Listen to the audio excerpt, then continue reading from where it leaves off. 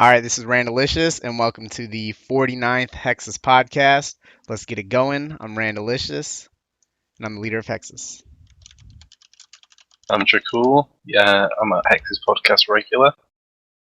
I'm Aubrey, aspiring literal master. I am NYJ, leader of the Hexis Meme Council. Alrighty, guys, I'm Iceland Nick, and I'm a recruit in Hexis. Hello. Oh, all right. You too good to introduce yourself, I guess. Motherfucker, they know who I am. All right. So, been 3 weeks since the last podcast. There was a little bit of delay, lack of communication on my end, so we had to push it back. That's on me, but I think this is going to be a good podcast. One of the things that recently came out has been the ZMI altar. Have you guys had a chance to check out the ZMI altar? If so, what are your thoughts on it, and are you surprised it's not OP? Yeah, I tried it out for a few hours on release, and I was surprised it was a little bit slower than I expected, and it actually seems to be decently balanced. Like, it's not OP, and it's not really underpowered to the point of being terrible, so yeah, I was pleasantly surprised. I haven't checked it out there yet, but I do plan on training there in the future. Now, the night before I thought it would be OP, but I'm actually not really surprised that it isn't. I'm pretty happy that it's balanced. Now, I have heard rumors that if it becomes really dead, they might buff it, but that's just a rumor. That would be interesting, though. But no, I haven't really tried it out yet, but I heard it's good. I tried it, and I was very surprised that it wasn't OP. Like, they must have checked Twitter and stuff and, looked over, because I think they nerfed the average XP per rune. I think it's good the way it is, but I can't see it being used for anything other than runecraft alts. I've not really heard much about it since it first got released. I'm, if anything, quite disappointed it didn't follow the predictions we made on the last podcast of being really overpowered and having the whole community divided between hate AHA and hate Hexis and all that stuff. Yeah, So- we were wrong. The Hexis podcast was wrong. Mark that Not on the something calendar, that- boys. That happens often. I was surprised that it didn't end up being as OP as I was expecting it to be when they said an efficient player can get this kind of rate. And they only gave us estimations. I was expecting the rates to really be through the roof, but it seems to be very balanced. But I think the problem with it is that it is balanced, because it just doesn't really seem like it just seems like content being put in just for the sake of content, not really high quality or anything. But go ahead, Nick. I haven't tried it out or anything, but I'm not really surprised that it's not OP. I think they did a really good job with it, even though everyone expected them to be OP as fuck. So, All right, so how do you guys see ZMI Alter fitting into the game now that we have an understanding of where it's at? So, like, I think that's an interesting point you made, NYJ, about if it's not good enough, they may buff it. So that's interesting. But what do you guys think about how it kind of fits into runecrafting? Honestly, at this moment in time, I don't think it really does fit in the game because we had the Zaya rune crafting, and there's like lava runes, astrals, nats, everything like that. So, I mean, if they did buff it, it might have a place somewhere, but at the moment, I personally don't think so. Like, once you get 77 rune crafting, you may as well just go do bloods. Then if you get like 82, you do astrals. It's not that good of XP, and it's not great money. I mean, balancing the two, it's good, but there are things that are better. I don't think it fits. Yeah, so making the point there, like it's a gap for some players to get to blood runes, and that's an alright point, but I really don't see how it fits, given its current rates are like 53K an hour, right? Something Yeah, like around that. there. I think that if it was buffed up to like 60K an hour, then that would probably bring a lot more people to it, because a lot of people really don't like lavas at all, and they would happily take 60k XP an hour, a lot less click intensive. So I think it kind of needs to be buffed to be worthwhile. I really just think it was added just for the sake of adding in content, and because it was 99% of the way done, they just say, "Oh, why not? We'll add it in." But I'm never gonna use it, but I'm glad that some people are enjoying the content. Yeah, I mean, it's basically just something for people to do before 77 if they want runecrafting to still look pretty easy. Yeah, it's not really worth doing at all for higher level runecrafting, I don't think. Um, I mean, it's not really overpowered, so I guess it doesn't really change anything, but it doesn't really fit that well. As I've said before, it would have fit like perfectly if it was there with no ZRC, but that isn't a possibility.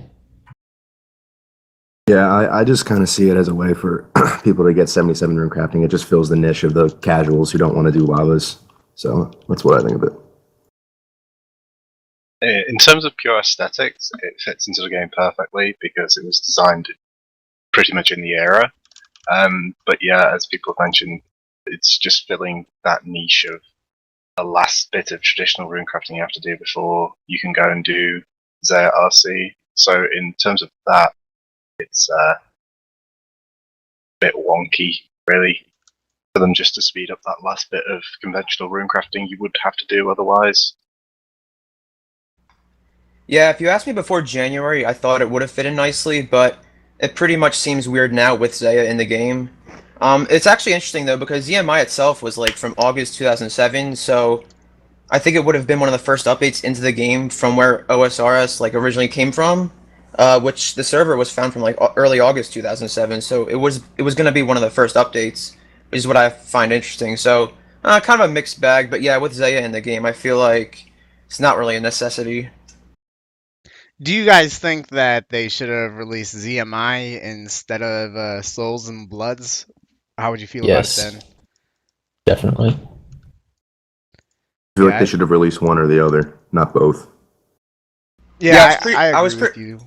Yeah, I was pretty surprised to see it come into the game after Zaya came into the game. I didn't think they would add it. Well, yeah, it really did come out of nowhere. Um, they didn't really talk about it on any streams or anything like that. It really just kind of came out of nowhere like a dragon short sword, really. Yeah, it was more just a filler. Yeah. Probably because it didn't like take that much dev time. Didn't they already have it like in the system already? Yeah, and that to me makes a lot of sense. It's pretty much done. Let's just put it out. Yeah, So it's just one of those things. I'd have been fine had they just came out with ZMI instead of Souls, but I really don't mind. I don't think it's really. It hasn't had ZMI hasn't really had big impact on the price of runes or anything, has it? I don't think so. Nah, it really hasn't. Astrals are kind of high-ish right now. What are they at? I think they're like 190. They've been like 170, 190 for 6 months. Yeah, so they're like kind of on the high end of what they usually are at. Yeah. Price of Nat's not affected at all. No, not at all. Yeah, still 270. They've been a solid 270 for so long. Okay. All right. Let's take a look at some big changes in the office.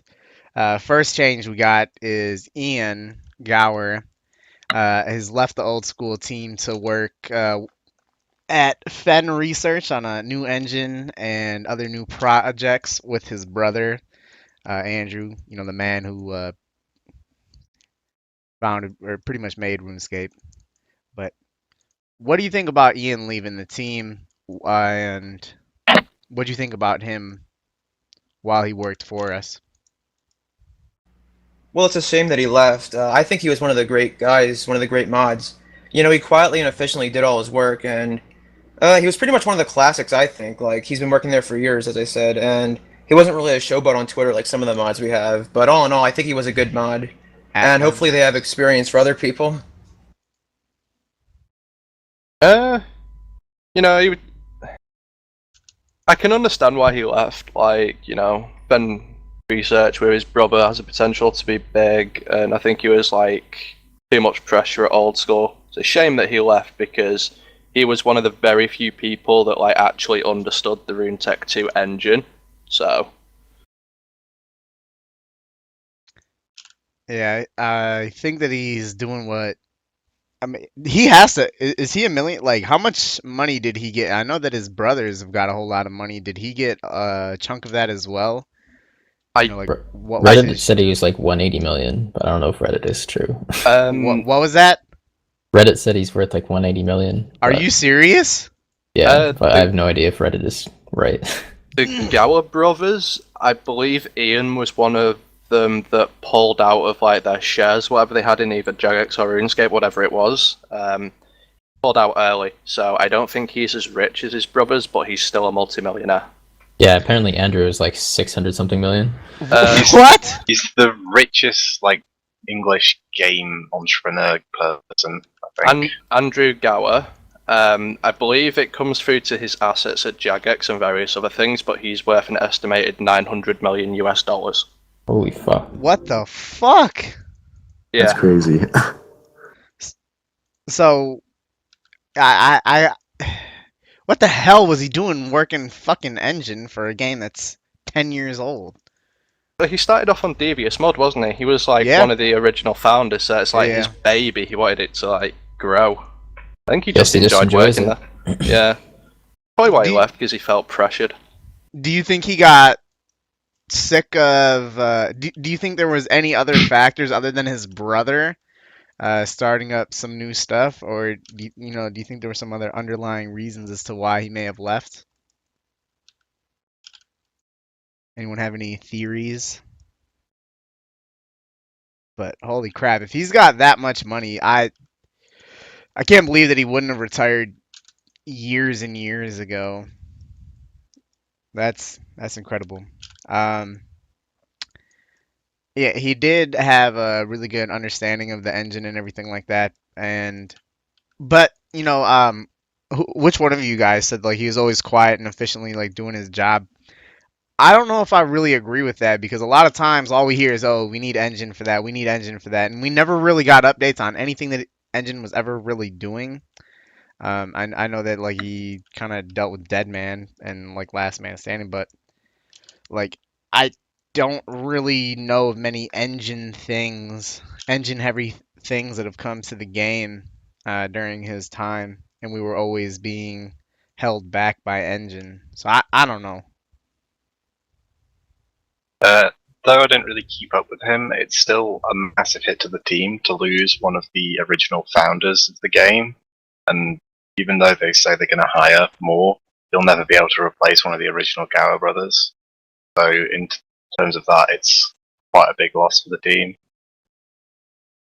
Yeah, I didn't really pay attention to him or anything, but it is a loss for, like Trickool said, like one of the original people to leave. Yeah, it makes me wonder, like, they've been trying to hire an engine dev for a really long time, and they still are. It seems like it's a position that's hard to fill. Yeah, And they said that they are having people from the RS3 team, like, filling in or something in the meantime, but I wonder if they actually are, like, ever going to find somebody that they can hire to do it. I believe over the last few months they did hire someone, or they had someone in, and Ian was training them up. Because obviously he'd have handed in his notice saying like he was leaving months in advance. So I think he's been training someone. Now, if they're still hiring, is the trainee going to then train those people? Or how's that probably going to work? because they posted that they're hiring multiple engine devs. So Yeah, with that, I don't know if they even ever did get someone that Ian brought in and took under his wing because it might. It I might don't have know been a where it was RuneScape that I 3 one. read, but he definitely like the team is hiring multiple engine devs. So I really don't know, and I can't even begin to imagine how difficult it is working on the engine though, and like think of what kind of people have any kind of training that they could use to like easily transition over to it. It's not gonna be easy to find multiple people who could come in, I don't think. What do you guys think? don't know. I don't really know what engine work actually entails. Like, if they just need somebody who can program in Java, that shouldn't be too hard to find. But I think it's more than just that. Yeah, I feel like if it's really that difficult, then it's such a small niche that the demand is so high, and that there's not many people that are going to be available to actually do it. So, I mean, hopefully they could find someone, but I feel like it's be a hard job to do. Yeah. I think it entails a lot of excuses more so than anything. I mean, like the backlog of updates that we have that require engine work. I mean, Ian was one of the people that, like, you know, he's one of the originals. He's been using that engine since 2007. You know, like 10 years now. So he knows it inside and out. So, you know, obviously he's on his own. He may get help from outside people every now and then. But if he struggles to get, like, to program it and get updates out and, you know, tweak it a little bit, I can only imagine what, like, 5 apprentices are going to be like. That's going to be hell for them. I wonder if he was actually working like full-time hours though, or if it was kind of just something he was doing here and there. That's a good point. I'd imagine he would be full-time, but I'm not sure. I don't think he was, you know. I think he just came. Well, he did like worked on it, just as sort of like a hobby. Yeah, like he didn't want to be called Mod Ian. He was kind of on the sidelines, and To be fair, none of the Blizzard mods, they're all just called Paul, Andrew, and Ian. But yeah, it's true. I remember they introduced saying that he was coming in and helping out, and Yeah, that sort of came off to me as like he's just filling in whilst we look for someone or whilst we train someone or something like that. yeah, that was my thoughts too. Do you think he got tired of doing it? Not really. I think he just wants to stick with his brother. I don't blame him. Not at all. All right, so let's move on to another. With one departure, we've got some positive news. We got a new mod. His name is Mod Merchant. He is a new community manager. He is he was on the Q&A on Thursday, and if you had a chance to watch it, what are your guys' first impressions of him, and what are you hoping he can do for us? And well, first, let me just give a little bit of background information on him. Just tiny bits that we know is that you know, like if he could add like one update, he'd like to add Rev Caves.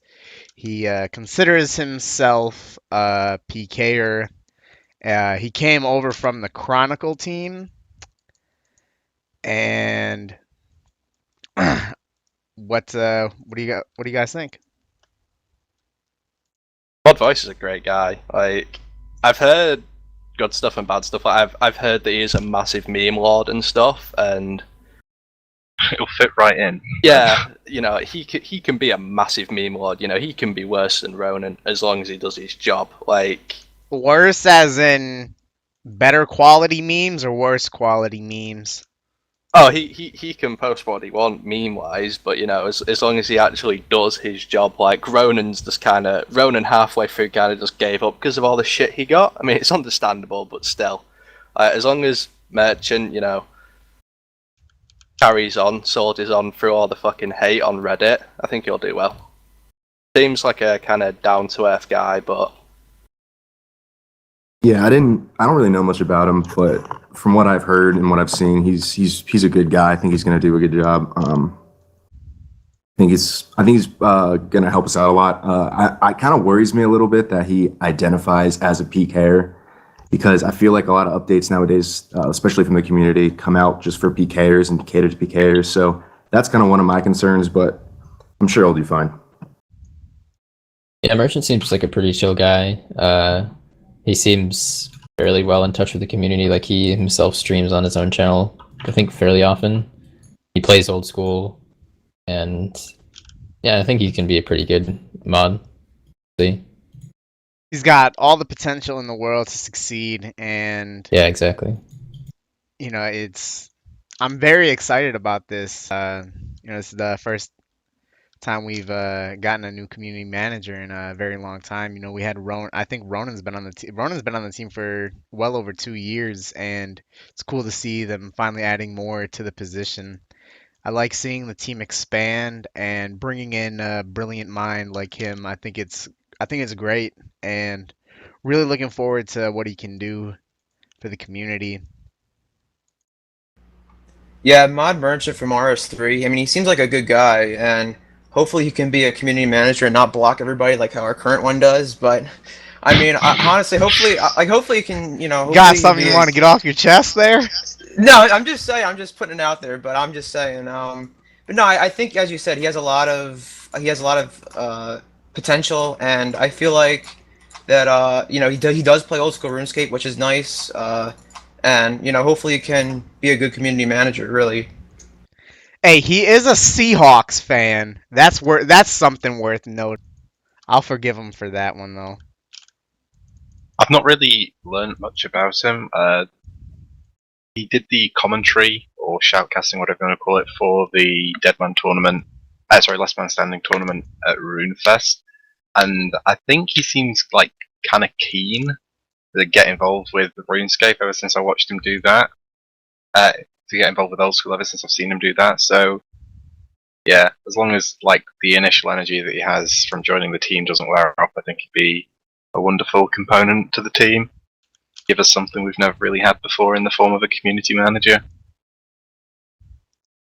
Yeah, what you just mentioned about LMS, like ever since RuneFest, I've been noticing it a lot. Like whenever Deadman mode or LMS gets brought up, like whenever a new mod joins the team, I'm beginning to think that it's actually scripted, because whenever they come on their first Q&A and Matt sits down and he cups his hands, he leans down on his knees, he looks him in the eye and he goes, so, tell us a bit about yourself. And it's always, Deadman mode is the best update to ever happen to RuneScape. LMS is a great gold sink. I'm beginning to think that it's scripted. Like, I'm actually convinced that they have to say that to get their job. Like, I understand that they want to hype it up, but like, it's been out for so long now, people know what it is. People love it or hate it. They don't need to mention it every time someone new comes on the fucking Q&A.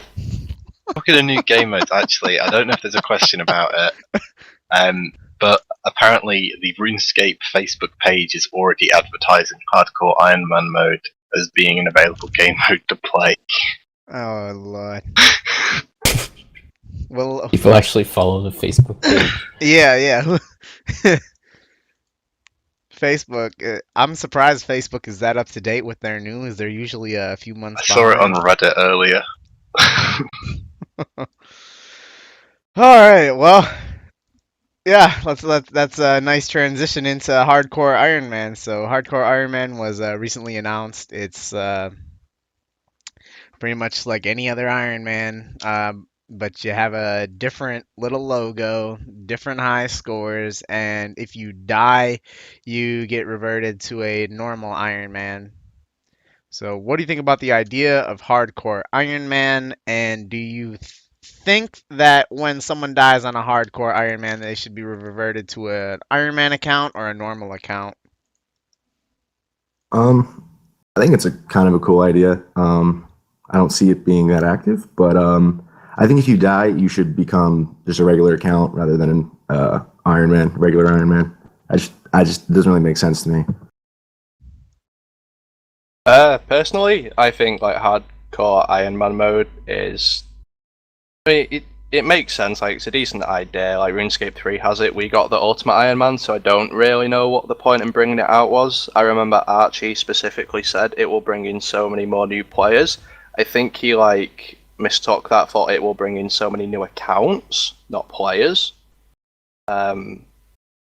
When you die, like most other hardcore games, like your account gets deleted, but Merchant and a few others stated, if someone buys a year's membership, that's gonna be a bit fuck if you die on the first day. As someone actually, that actually happened to someone on RuneScape 3, so I don't think that it should be reverted to an Iron Man account, just because like there is already Iron Man out there. Like obviously, Yeah.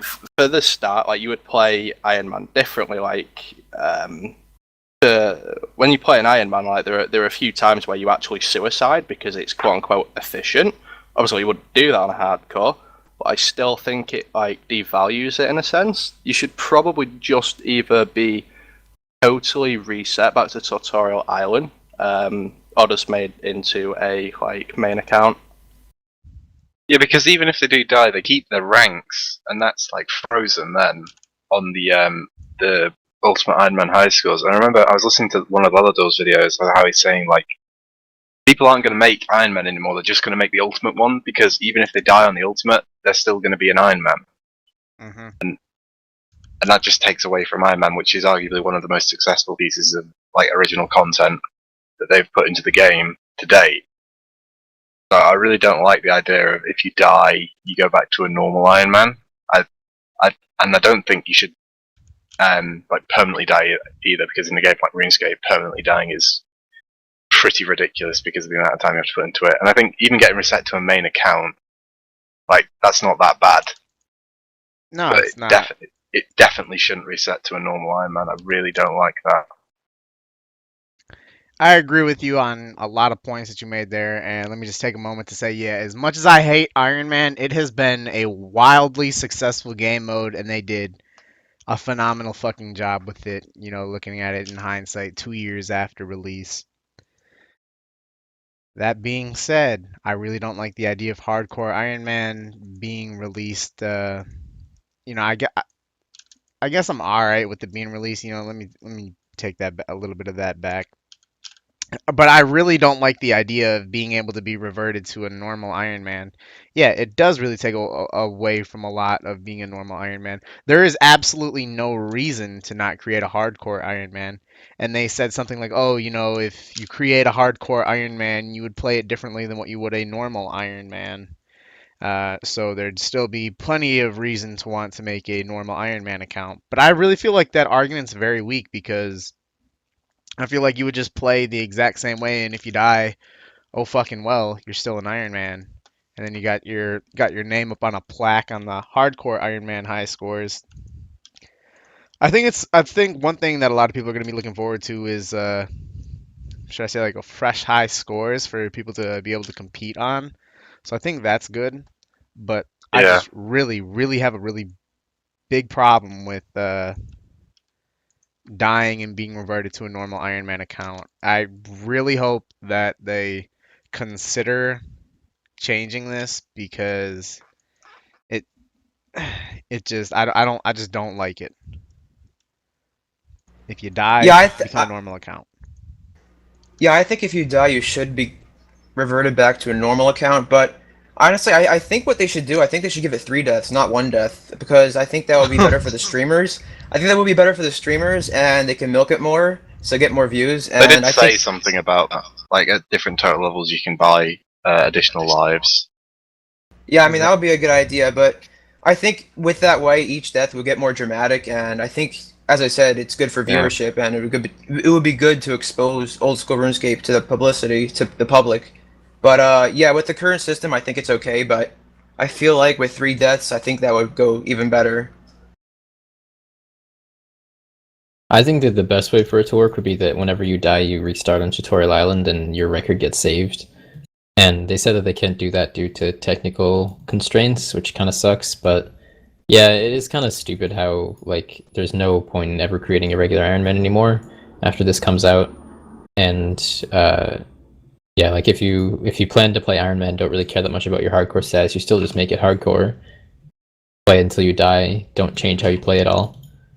So yeah, I mean, it sucks that so many updates have to be like not as good as they could be just because they don't have the time or resources to implement some kind of feature that will make it a lot better. I really disagree, NYJ, with your 3 deaths thing. I know that the servers are really shitty, but and there's many reasons as to why someone could possibly die, but I think it's a lot better with 1 death. I think that's, you know, you need to fear death. You Yeah, know, like you shouldn't be like, oh, you know, let's go to God Wars, try to get this. I still got 2 deaths, so if uh if I die, then oh well, and then I'll know I'm safe. And oh, I've used up 2 of my deaths. I'm done touching that content. So I don't really like that. I think it should be a one time. You die, you're done. Yeah, there's definitely pros and cons to it, but I think you're right though. I think that even if it was 1 death, I feel like that would still be very dramatic because you'd be on your toes the entire time, and I guess it would be better for the viewers. So yeah, I think 1 death would be good, but I don't know. I feel like 3 would work out too. yeah, I'm with NYJ. Like free deaths for RuneScape is perfectly fine. Like you could just buy them at certain total ranks. I know RuneScape 3 does that. Like traditional hardcore games, when you die, your account does get reset. Well, it gets deleted, not reset on traditional games. But like our server stability, even though it's the best it's ever been, is still not that great. I mean, a lot of people, I suppose, don't like the fact that if you create a hardcore Iron Man, when you die, you're like permanently there on the high scores, and then you just go along as an Iron Man. But a lot of Iron Men who they just get bored of Iron Man mode and go back to being a main, they take their Iron Man status away. They get permanently saved on the high scores as well. Like if you look up Iron Men who are no longer Iron Men, they're still on the Iron Man high scores as the day that they de-ironed. Like I think Lake is still like rank 70 Iron Man. Not being an Iron Man for like months now. Interesting points. Anyone have any more to weigh in on that topic? All right. Do you guys think that hardcore Iron Man is gonna be a success, or do you think it'll kind of fail? What are your expectations for it and its impact on the game? I think people are gonna people are gonna play it a lot when it first comes out, but then like after a month or two, I don't see it being that successful after that. I just see it pretty much coming in, everyone getting hype, there's hype surrounding it, playing it, and then it dying off. Yeah, it'll definitely be a bit hype on release. My guess is that it's going to be kind of similar to how what was that one guy's name who maxed on the original Deadman. I feel like there's going to be somebody who gets really Hydra. really far. Is it Hydra? Hydra. Hydra. Yeah, Iron Higer. Yeah. One person's probably gonna get like really, really far, and then it's probably just gonna sit there for like ages because nobody else is gonna want to try to catch up to them. That's my guess. I think it'll be a success. It'll kind of be like a bit like Deadman mode. Loads of people get on board for the first few weeks. They'll all stream it. It'll be massive hype. Everyone will be a hardcore Iron Man, and then they'll all die, and they'll be like, "Yeah, hardcore Iron Man fucking sucks." But there'll be that one guy, kind of like what Lowlander is for Ultimate Iron Man. He'll be really, really far ahead, and he'll kind of make it popular for the people who haven't died. Like, it will be really popular in a small community. No one else will give a fuck. Yeah, I think Jagex's heart is in the right place, but I do feel like this would be another fad like LMS or something, and I feel like it won't really last more than a month, and then everybody will be complaining. But for the time being, while it is going to be good, I feel like it would still be good publicity for RuneScape. But if there's some way for it to be popularized and have it, work out in the long run, then that would be good as well. So it's hard to get that right balance, but I guess wait and see what they come up with. I disagree with what you said of being like Last Man Standing or Dead Man, whereas the style of gameplay is incredibly restricted. This will just be Iron Man. You're going to have to be a lot more careful, and I think the fact that it gets a fresh high scores will attract so many people from like who would usually be under the radar and begin to get like really far ahead. Like you look at the Iron Man first like lot to max. The only people we really knew were Lelador when that first started. So I really hope that it brings out some other skillers that want to give it a go and get really far. And RuneScape players love Iron Man, so I think it'd easily be a success. Yeah, I think that it's designed well, and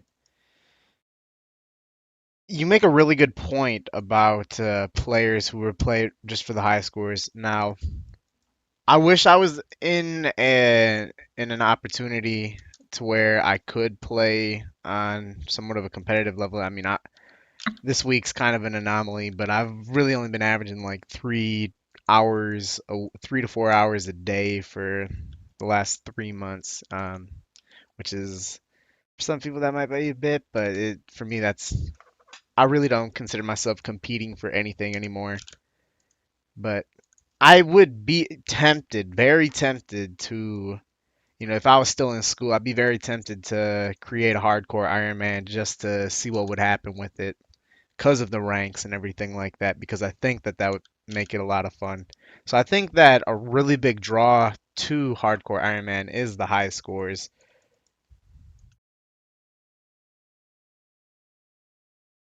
Anyone else wanna weigh in on that one? All right. Would you guys consider making a hardcore Iron Man at all? You gonna If I make do one? make one, it'll probably be free to play because I really don't feel like playing a members Iron Man and having to do a shitload of quests and stuff. So maybe I'll make another free to play Iron Man, but it would be so similar. Even like Iron Man versus Ultimate and free to play is almost exactly the same. I don't know if I'll bother or not. Yeah, I'll probably make one. I'll go for something like top page mining as a joke in the background. I think one of my friends, Funk, is going to play it, so I'll probably piss about on it with him for a bit, but I have no plans to like play it seriously. Hardcore Sheeran. Yeah, I'm not really gonna make one, but I do think I'll be watching a lot of streams. I think they're gonna be interesting. I only think they'd be interesting if they were doing any kind of PvM. I don't know if you like want to rush something like Waterfall straight away. It depends. I think I would probably kill some cows for quite a while before you did that quest. Fuck doing that as a level 3. Do you really want to risk your account on hoping that moss giant doesn't It's only fucking hit? level 3. But remind you if you bought like a month Yeah, membership on it or but something. that could be a bond. That's membership expensive. cost. That could, yeah, fuck. Yeah, I wish I was in I wish I had the opportunity to where I could make one and have fun with it. I just don't think with how little I play right now, I would enjoy the gameplays. But yeah, I know before I said I would never make an Iron Man. This one got me close to thinking about it though. I'm not really interested in playing it. I've never sort of been attracted to playing other accounts or going from my main really. So Yeah, maybe observe it just for a bit. I probably won't make my account at all. I won't do it. Doesn't interest me at all. All right. So, do you think that Hardcore Iron Man is being added just to hold us over while we wait for raids, which, by the way, have been pushed back again? Yeah, I think ModMac K wanted to release a man-man mode thing every year, so this is just kind of the filler. I mean, all the big pieces of content that they wanted to do have literally all been pushed back to like January and February and stuff, so they needed something to bring out so people didn't hate them. You know, Iron Man mode fits that. Hardcore Iron Man mode fits that. Hold on, let me just say, do you think that if raids were on time, we would have even seen Hardcore Iron Man? Like, do you think Maybe a that bit later. yeah, like that's what I'm saying. Yeah. Like, do you think it's possible it would have came out maybe like next summer or something had raids been on time? It would have definitely come out. I just don't think it would have been this year. They would have prioritized everything else over hardcore if they were still on schedule. It's because relative to like how much engine, how much work and everything does take, like a game mode really doesn't take that much in comparison to like other pieces of content like raids and stuff. You just have Especially since what raids are going to be big. Yeah, what I like to imagine is just have to check a few boxes that say if die respawn as Iron Man and don't allow people to trade and shit like that. So I think relative to the amount of people who are going to play it and the amount of hours that are going to be invested into it, it's not going to be that going to be a worthwhile investment of their time just to sort of pad out content before we get raids, if we get raids.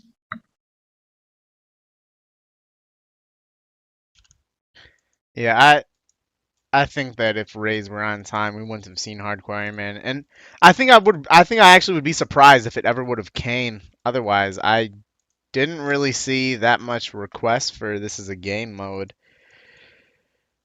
but I think it's nice that raids have been delayed and they are coming out with something like this. I think they're doing everything the right way, and it's a really good, easy filler content because yeah, like it'll keep people excited for the next 2 months while we wait for raids. Yeah, I think if raids came out on time, hardcore Iron Man wouldn't really be a thing. But I think it's probably a good idea that they gave it to us before, just to keep us occupied for a while.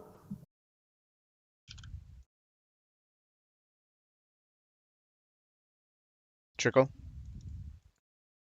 Yeah, already said. Shit. All right, NYJ. Well, yeah, I think all their eyes are on raids, and this is probably just something to throw out there in the meantime to hold everybody over. We're not really getting much content at all until raids, so this is just an appetizer towards raids. But I think it's a good thing though, because as I said, it's definitely good publicity. So I think it's decent. Yeah, I think they made the best of their situation. I don't think they could have really come out with something as good as Hardcore Iron Man Mind you, like if with they're with trying to, as with like. I think they're really making the most of the opportunity and manpower that they have. What were you gonna say? it might be a bit weird though. Like, so someone who has nothing really to do, play for until raids, decides they want to make a hardcore Iron Man, and then go back to the main when raids do come out. That's a massive swing in style of gameplay, and it'll take away from both player bases. Might be something worth looking out for. I don't really know where I'm going with this. Just talking to talk. I do that occasionally. Don't feel bad. All right.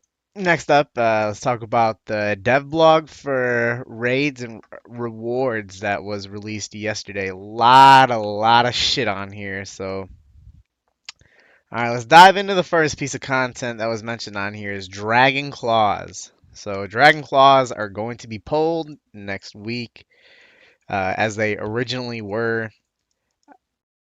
How are you going to vote for these, and what is your overall opinion on Dragon Claws coming via raids? I think if you asked me back in 2013, the game wasn't really ready for them. But with the game progressing and seeing like similar updates and armor, such as what Wooks tweeted out earlier today, the Twisted Bow, on top of people asking for on top of people asking for D plus for a while, I do think it's time for them to come into the game. So I'll probably vote yes, pretty hesitantly. I always have something against recycled content from RS3, but at least people wanting to get something out of raids, they're going to get something familiar. And I think the familiarity of Dragon Claws is ultimately what's going to make them pass and make raids really just give them that sort of assurance that there is going to be something worth doing them for. So I don't like it, but I do think it's an alright way to approach the raid situation where it's struggling for rewards, so they offer something that's a lot more familiar to people. Yeah, and that's the thing is, yeah, they were struggling with rewards. Many of these other things have failed, so again think they're trying to make the most of their situation. And I mean, these armors have failed several times. All they have right now is the wand and the maul, and the sword and like throwing axe. Is there a javelin? I think I don't know. Um, I don't really know too much about Dragon Claws. From what I've been told, they're not going to be better than a DDS for Slayer, so Are they coming in with the exact same stats? I don't know what the Yep. exact same stats are, but what was Because that, again, Sheeran? that's like what you said. That's utilizing the manpower, because that's not like they don't need to sort of balance it because people know them for being notoriously unbalanced. People are going to remember them being unbalanced. So I don't like that. In terms of a reward that's going to give loads of people incentive to go and try out content, that's such like a cheap fix. And then they can delegate the resources and time to other stuff and other balancing. I think it's going to be very successful given the hype that will be around. Like Dragon Claws are one of the most iconic items that have come into And they RuneScape. they even said in the dev blog that they wouldn't do something like Abyssal Claws because it would just stray from the identity that they have. Yeah, so I think that it will generate even more hype around raids than what there already is. So I think it'll be very successful in getting people to do raids. Raids are going to be Yeah. big, and I I really don't know if these are gonna pass or not, though. That's gonna be interesting to see. You know, if the claws don't pass and the armors fail again, I really have no idea what they're gonna do. Yeah, they've really been struggling with coming up with armors, so or rewards. So we'll see. It's gonna be pretty fucking close on passing. I really don't. I still like. I never understood. I still don't understand why people want Dragon Claws so bad in the first place. Like, they're not going to be useful for anything other than PKing.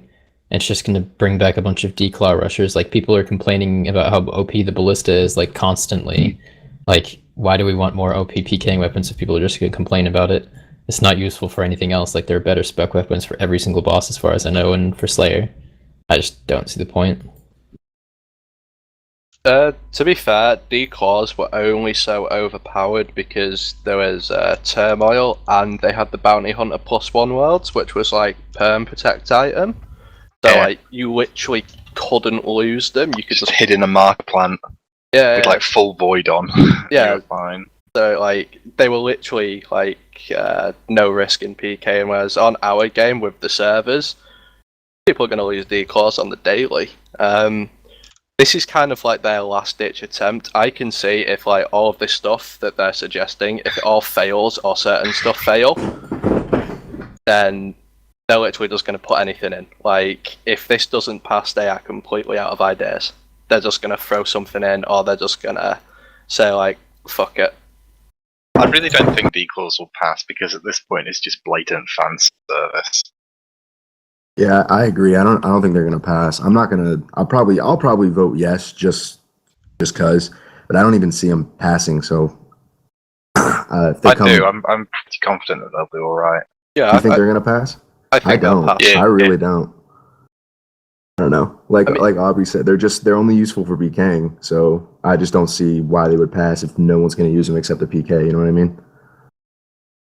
Well.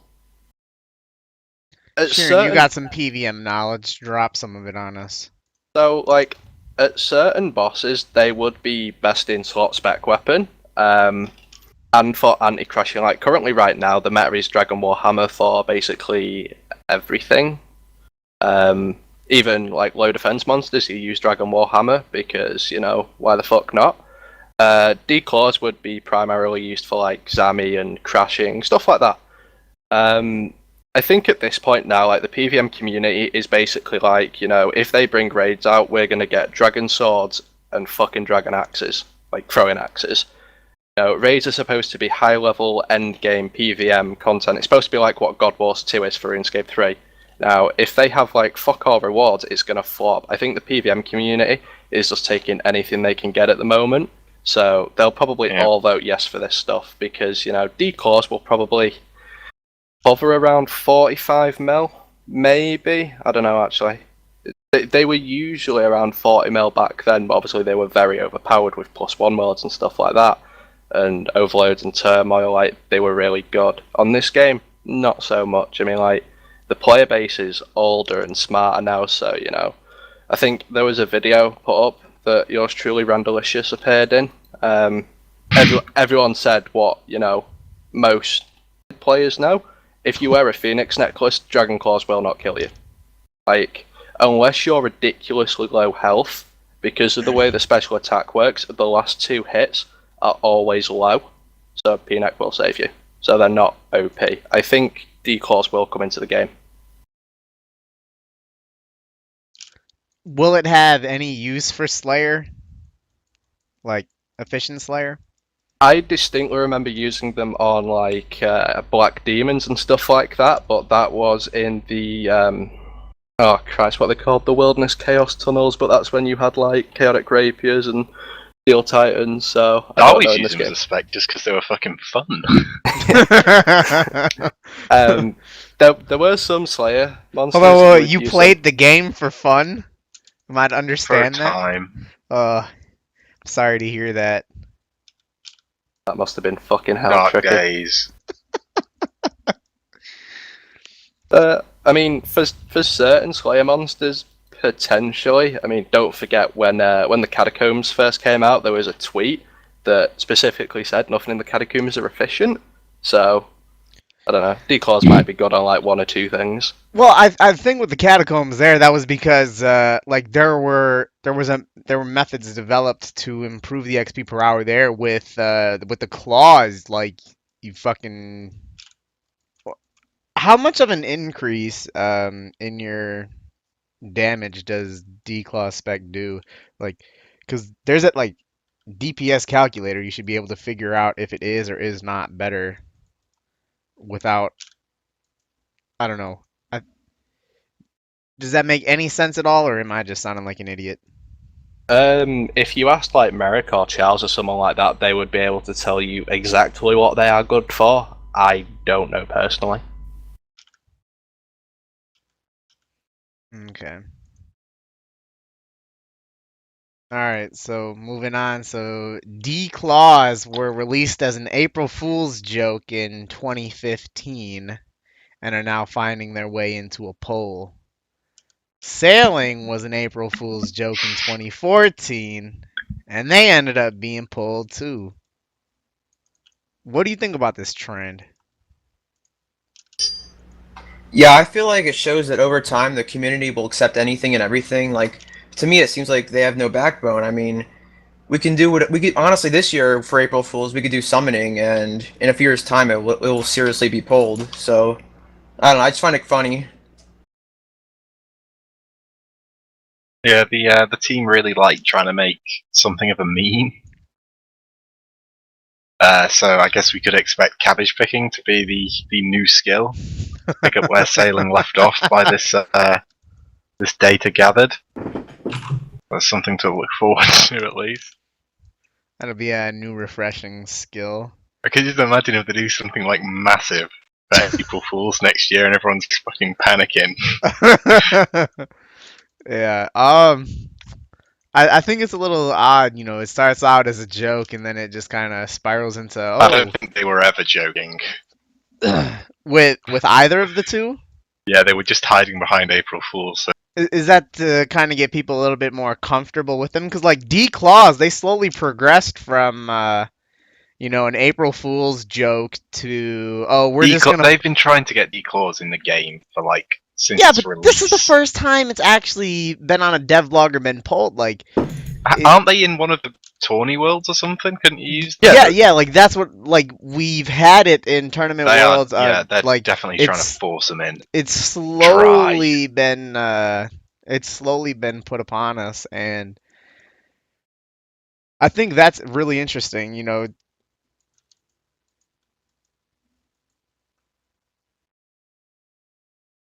Aubrey. Yeah. No real comment on this one, but it's true. I feel like they always like wanted to put out like declaws and sailing, and doing it as an April Fool's joke was just a way for them to like gauge how the community would react to it. So Yeah, I think it's kind of that funny. really grinds my gears. I would like to remind everyone that Fossil Island was an April Fool's joke on RuneScape 3. Really? Yeah. If you go to the RuneScape Wikipedia for Fossil Island, it's like, this was a April Fool's joke surrounding sailing. Like, we aren't escaping it. Like, sailing is coming, it's just not the skill. I don't know. Like, declaws are, I believe they pulled them for like the new Dead Man. I think they're in the LMS High Gamble weekend things. They were in the Which tournament that's world. going on right now, isn't it? Yeah, that's going on right now, I think. I have no idea. I think it started at like 4 PM my time today. So, I mean, like, they're slowly getting, like, they've slowly over time kind of worn everyone down, and everyone's just said, you know what, if you want Declaw so much, you fucking bring it out. Like, I don't think the majority of the community are that bothered whether they come out or not. It was mainly Jagex that wanted them. Okay. All right, so let's take a look at the new piece of content that's been added into the devlog, our ancestral robes, which are being advertised as a superb offensive option for high-level magic users. Has three pieces, you know, hood, top, bottom, which will offer a 2% magic damage percentage increase per piece worn. They're being advertised as very difficult to acquire and very expensive. Non-degradable. They said, this isn't something that a PKer would use. So, what do you think about these robes? This was the brand new idea that had never been pulled and stuff before, wasn't it? That Jagex said. Yeah. Let's also talk about Kodai robes as well, which are degradable and don't have the magic damage increase. What do you think about them pulling these two different robes, I guess? Why would anyone use the Kodai ones? Kodai one has an advantage in PvP, I think. It's basically like Arims versus Mystic. Like one of them, PKers might use the ancestral robes as like really high risk, flashy, cool PK videos, but primarily they'll stick to Kodai. Whereas it's basically Arims versus Mystics. That's all it is. I'm just glad that they've come up with something that hasn't been pulled 17 times before. Like I like it. I'll probably vote yes to them. Isn't there something about it having really high magic damage percent with the wand as well? It stacks with the wand, so yeah, you can say that. What a time to be alive! Holy hell, this is a fantastic. I really like this. It's gonna be great for me personally. So for selfish reasons, I hope that this passes.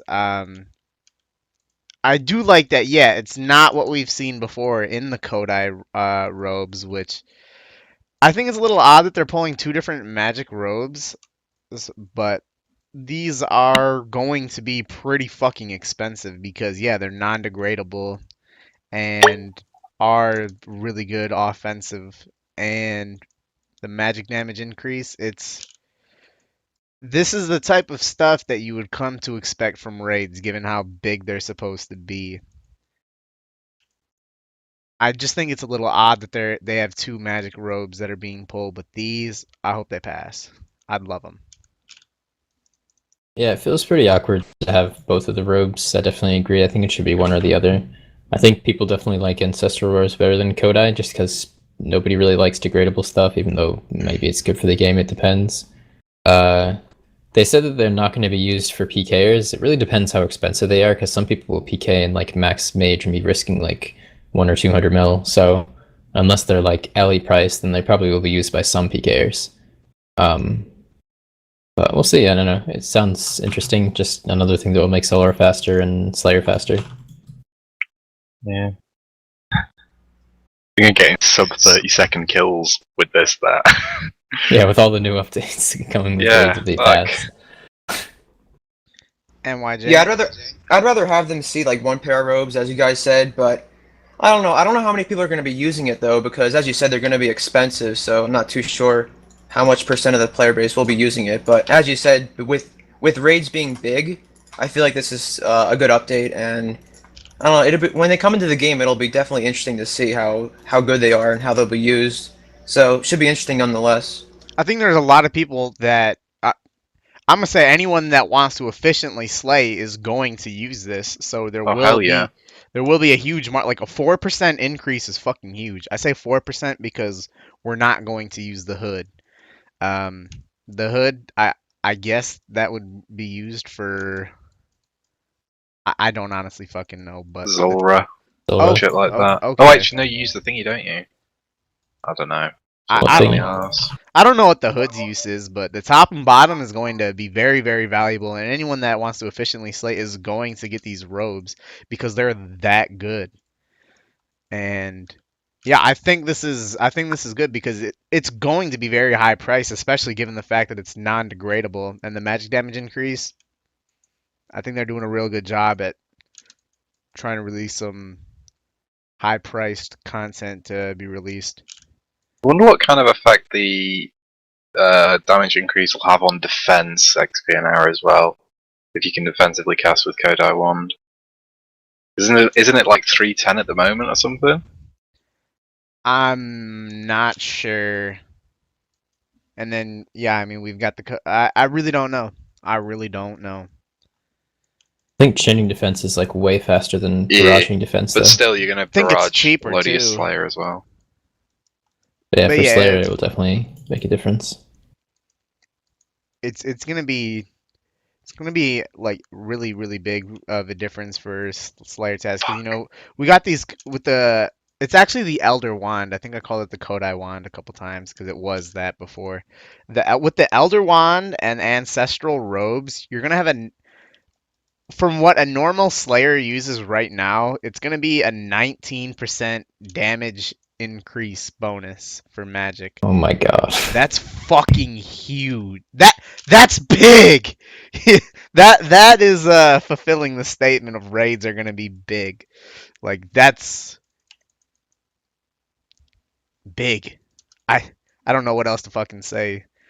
And we'll see how this gets pulled and how it'll pass. But move on to the next thing here that they got. Another new piece of content that they have added on to the poll here. Someone link it in the chat, please, to show the how good it is the Twisted Bow. So they're also releasing Dragon Hunter crossbow. So let me just kind of give a little bit of information on these two here.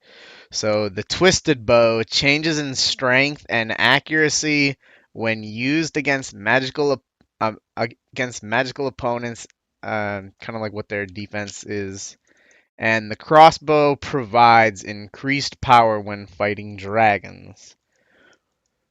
We've linked in image here just to kind of be used as a little graph for looking at the DPS and how it is used. So, what do you think about these two pieces of range equipment and how it's going to fit into range? I don't really see the point in new range stuff. I mean, we've got a lot of range weapons and they are all very good. But I mean, the Twisted Bow is basically a Hex Hunter bow from Dungeoneering, and the Dragon Hunter crossbow. Pre-EOC, they had Dragonbane bolts, so they're just switching like the ammo bonus for the weapon bonus now. I mean, I think the Twisted Bow will come into the game just because it's ridiculously fucking overpowered. Talk about that image that was provided and tell us, just kind of give everyone as much information as you can about what that image is showing there. Even using a lower tier ammunition, you're still gonna out hit on quite a lot of the bosses, exponentially. I mean, it's fucking ridiculous. I remember not too long ago, Merrick said when Rigger comes out, the prayer blowpipe with I think he said it was ridiculous. It was like steel darts or something. Would be better at Saradomin than Verax or like Max Melee, anything like that. So I mean, they're kind of just making range the OP thing because this bow and stuff will come out with Rigger. Like Zulrah, if you look at the Zulrah blue and Zulrah green, you think the blowpipe's really fucking overpowered? And then, miles above that is the Twisted Bow. Yeah. It's so mad. Yeah, it's like magic type monsters, like magic defense, magic offense. This thing is gonna rip them. It will be best in slot, I'd assume. Anyway. Tell us what they'll be best in slot based on this graph. Would the Twisted Bow be best in slot for? I'm not even looking at the graph, mate. It'd be best in slot at Zilliana by almost double. Yeah, anything that is a quote unquote magic boss, it attacks with magic and defends, it will be best in slot there. Alright. Looking at this, it looks like it's best in slot for Zilliana, Grardor. Is that Bandos? Yeah. Yeah. Kree, Osama. Krill, best in slot at all God Wars. Prime, not better for the second form of KQ. Best in slot for Zulrah, two of the forms in blue and green. marginally better at Zilly, So and it's beaten at Zulra Red and Corp. Like you're better with Swamp Trident and Z-Spare. it, But also worth noting is that it basically it loosely is based off the Hex, and that used to be like 50 mil to buy one in Dungeoneering. Like, well, you wouldn't actually be able to buy one from a store. You'd have to get the drop from the Soul Gazer and then bind it. People could sell those for like 50 mil, 100 mil, and you can use this all over the place. And it is best in slot quite substantially in all God many Wars bosses and a couple over. It's gonna be so expensive. I can't imagine how quick people are gonna be able to kill Zulra with like the new max gear after raids come out. Yeah. Because if you look at the thing, Zulra Blue and Zulra Green, that jump is massive. Well, even looking at Ziliana and Grardor, those jumps are fucking huge. Yeah. Even more when talking about Zulra, people are already getting under a minute kills. Like 40-second kills, profit snap. Could you imagine it now with increased magic damage and now a huge increase to range damage as well? And the range, well, hopefully that makes Magic Seeds go down on price. Banking on the one phase Zulra kill. Can you do that? I don't know. It looks incredibly fucking powerful. And I think it might pass because of that. Because of how powerful it is. You know, I think that this bow probably has the potential to be the most expensive drop from raids because of how much fucking better it is at so many places. You know, it almost seems like it's too good. Like it should only be better at a handful of bosses, not fucking everything. Yeah, I feel like they could kind of limit it a bit because there's some bosses that have magic attacks that you still don't really consider a magic boss, like Armadillo, Bandos. But yeah, how is Bandos and Arma? Arma's magic attack is like its Achilles heel for so long. That's the whole reason you can shin it, isn't it? I can't remember. I don't know God Wars that well. Yeah, that bow's gonna be expensive as fuck because it's so powerful and it's so useful. It will be a huge game changer if it passes. Are there any Slayer tasks that are magic based? Not ones that we do.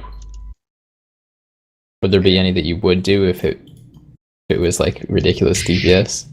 Kraken. Imagine. Infernal mages. That would be the day. Yeah, could you imagine that? No, this bow is really fucking powerful. If it passes, I think it'll be the most expensive item. PVMers are gonna fucking love this thing. And what? Thinking about it, this new bow, since Aberrant Spectres and stuff have a superior. Inspectors. Yeah. Pretty sure they're magic. Yeah. Yeah, could be used at them, possibly. Yeah, you can cannon them. If you could be using that bow, they'd probably be efficient.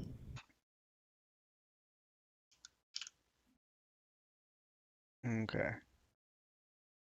NYJ, I don't think you've had a chance to weigh in on this one yet. Yeah, the Twisted Bow is definitely strong, and the Dragon Hunter crossbow, I guess if it's going to be good against dragons, I guess it'll be good for those who fight dragons, so not really for efficient Slayer.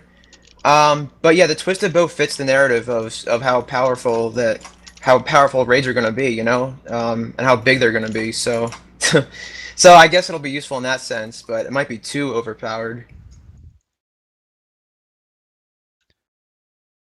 It's gonna be good. It's gonna be good, that's for sure.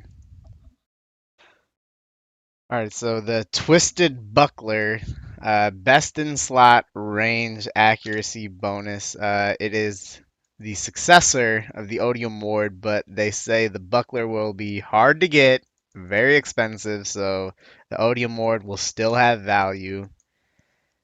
Do you think that the ward should be required for this piece? You know, kind of like a add on to the Odium Ward? And what do you think about the Twisted Buckler? I guess it'd be like best in slot for like chinning. I don't know really where else it would be best for. Sheeran, you might know a little bit more than I do. Um, if you well, like, it's hard to say because like, you can go to Armadale, take like Anguish, gives like no defense, but you can take a Ring of Suffering now imbued, which is like way OP. I would probably still take an Ellie or something over the Buckler. I don't think it would have that big of an effect.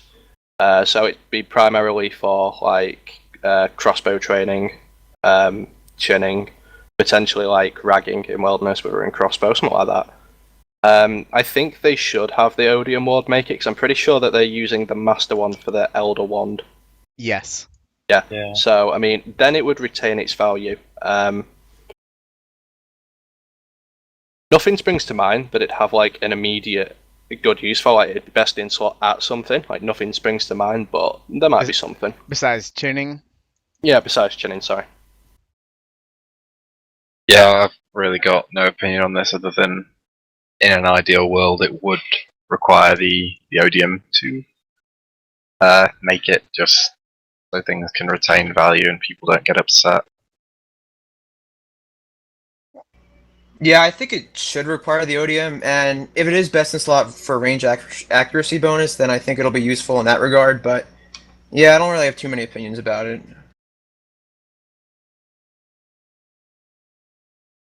I don't know if it really matters in my mind whether it requires Odium or not. I mean, Odium Ward is the fact that it was best in slot. I can like it fair enough to have a improvement to it because it comes from pretty easy bosses. I mean, they are in the wilderness, but most of them are very easy to kill. So, but as far as uses, I don't know if it's gonna be used for anything besides chinning. Yeah, I don't really have much of an opinion. I do think it should require the Odium Ward, but that's pretty much all I got on that. I don't think it's a really big. Sorry, I don't think it's a really big piece of armor being released, but I think it's nice that just small little something like this that will have some small use. But yeah, I think it should require the Odium Ward because otherwise, yeah, it just completely eliminates all value. I really don't see why it's not requiring it. Whereas, yeah, you made the point before. They're using the Master Wand for the Elder Wand. I think that even like they made an exact reference to the Odium Wand being the successor. Well, how about you just add on to it? I think that'd be the best way about doing it. But all right, the next piece on the dev blog is the Din's Bulwark, two-handed shield with high crush accuracy and low strength bonus, 75 attack and strength, or I'm sorry, attack and defense to wield. Has two modes. First mode is block, which has a 20% reduction to all damage taken, and you cannot attack with it. Pummel. It's a normal attack, no damage reduction. Its spec uses 50% and hits all monsters in a 5x5 area, assuming you'd be in multi, with a 20% increased accuracy. It has a delay on switching attack style or switching weapons to prevent that from being very overpowered, which I think that's a really good way of balancing it out. But that's to prevent it being switched between hits. Where do you see the shield being used, and do you think it's a good addition to the game? I think the shield is like a really stupid idea, to be honest. I don't see anyone really using it anywhere. Uh, so I really think it's not a good idea, to be honest. Yeah, the first thing that came to mind for me for its use would be for Iron Man tanking bosses, but apparently they're going to be doing something to that to stop that from happening. So that kind of eliminates the first use that I could think of. I know that we talked before about two-handed shield, and I was a buyer on that as an idea before, but I realized how bad it really is. It just I don't really see how this is gonna fit in. Someone who PVMs probably already knows if this is gonna have use or not. So Sheeran, what do you know? Yeah, it would have been primarily used for people who boost pets. Like you have a designated tank who deals like no damage, or gets it down to like 3/4 health, puts a shield on, tanks as the person finishes the kill.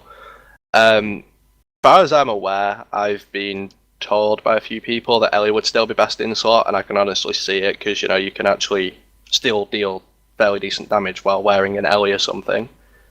So, with the delay between switching attacks, I don't personally think it's going to be used for anything. But in saying that, when they mentioned the two-handed shield, they wanted loot share and stuff, so the people who did like shield tanking could actually get loot.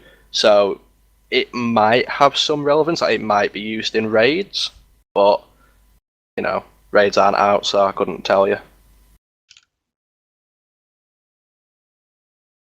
I feel like I really like the idea of it, and it's probably true that it's not going to have much use, at least with existing bosses, because that's just, it's not really how the game works. But maybe there will be a raids boss where it has some kind of special mechanics that makes it useful for that, at least. The idea is really interesting. Yeah, I find it interesting how old school has to like have this power dynamic. They have to play with something that's either overpowered or something that's not going to be dead and not used at all. But I feel like with the delay, I think that'll stop it from being overpowered, which is good. But as Sheeran said, it'll be good for pet hunters. So it might be a small niche. Not sure how many people are going to be using it. But I feel like this is just one of those things they're just throwing out there for raids. So maybe it'll be useful. Who knows? I hope On it's it, best in slot for something to give it some kind of use where someone will always need it to efficiently do something. yeah, like a lot of PVMers, they will like go and buy an item, even if it only has like one minor use at something, but it's like it's needed there. Like it's maybe like through half the boss fight, but you definitely need it, kind of like a Spectral at Cerberus. More or less everywhere else a Spectral is shit, but a Cerberus is really fucking good. If this shield acts like something like that, PVMers will buy it just so they can have like best in slot everything for everywhere. Like they will buy it for that purpose and that purpose alone. And that Which I I think would, is a good enough reason for it to be added so long as it has. I think that's a yeah, really good reference that you made, like for the Spectral at Cerebus. Like, I can't even begin to imagine what the price of a Spectral would be if it wasn't useful there. I think it'd really be in the shitter. pre Cerberus, I think it was around 34 mil at one point. What's Yeah. it now? 55. I think it's been stable at 50 to 55 for as long as I can remember. I bet it would be like 20, 15, 20 now if there was no Cerberus. Yeah, pretty much. So I mean, like this shield, if like that's to go off anything, like don't quote me, it could be higher or lower. But if this shield does only end up being good at maybe like one or two things in raids, it'll still sit around 50 mil because it's used for something and it has to be used for something. Yeah. It is really unlike something we've ever seen before, so we'll see. All right, next is the Elder Armor. This will be the Elder Armor. This is going to be the third time that it's being pulled. So, taking a look at the Elder Armor. The Elder Armor's strength bonuses have been nerfed. It has the same strength bonus as Bando's. +1 prayer over Bando's armor. And it has the top and bottom are +9 in all attack style. Well, crush slash stab, like, and it costs 100k an hour to use. So it's been nerfed. It's degradable. You're pretty much paying for an attack bonus and a slight defense bonus. What do you think about the Elder Armor as it is now? Do you think that it's gonna pass? If it fails, do you think they're done with it? It seems like how many people would ever actually use this if it's, at least for the Elder, it's so marginally better than Bandos and it costs money to use. Like, I feel like hardly anybody's gonna be using it, especially if it's really rare and really expensive to buy also. So I don't know. I'm not sure if it'll pass. I don't know why it didn't pass the last two times, like whether it's too OP or not powerful enough. Right now, it kind of seems not powerful enough for anyone to really want to buy it unless they just have money sitting around. It's basically like next sets, but without the HP boost. It's marginally better, but so much more expensive. Or at least it would be like day of release. I think that if it fails this time, like if all the armor fails again this time, they're either just going to bring them out, like they're going to tweak them and just bring them out without a poll, or they're just going to completely scrap it, because this is the third time now. People have said like we don't want it, so they've gone and changed it. They've come back and they've gone like we don't want it with the change, and then they've repeated that. So I mean, honestly, I probably wouldn't get any of this stuff immediately. I'd wait for it to drop in price.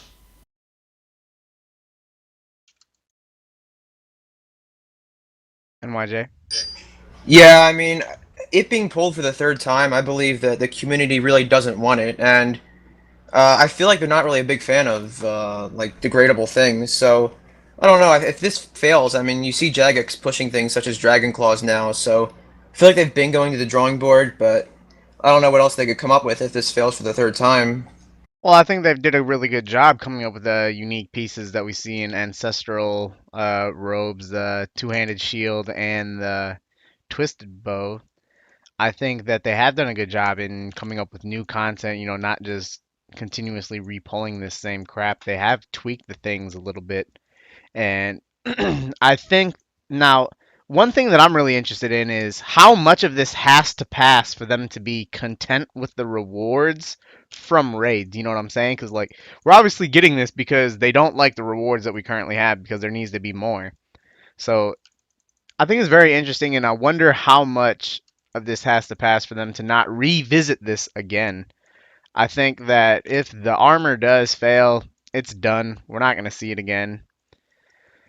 But yeah, I think the problem with it the first time was that I think the first problem was that everything was fucking pulled together. I think everything should have been separate. The twisted armor, elder armor, and Kodai robes. I think that those should have been pulled individually, not grouped together, which to me I think was silly. So they're gonna be pulled separately this time, which I think is good. And if it fails, I don't think we'll see it again. I think one of the problems the first time was that it was too overpowered, too overpowered. But now it kind of doesn't seem like it's worth it because yeah, you're gonna be, like let's say you're slaying, you got a Slayer Helm, Elder top and bottom, you're paying 80k an hour for +9 slash bonus and +2 prayer bonus and a slight defensive increase. But is it worth it? I don't know. I think that it may need I think that it might. I don't know. It's really hard to balance this kind of content because I know before I said, yeah, this is too overpowered, and now I'm sitting here saying, oh, well, it's not good enough. Yeah, I guess there's no fucking winning or pleasing me, but I think that it needs a little bit more changes to it for it to be perfect. Because +8 slash really isn't doing anything. Yeah, I mean, I think the community's spoken that we don't really want this, that we don't really want it at all. And I guess third time's a charm, Jagex thinks, but I feel like if it fails, I doubt we'll see him again.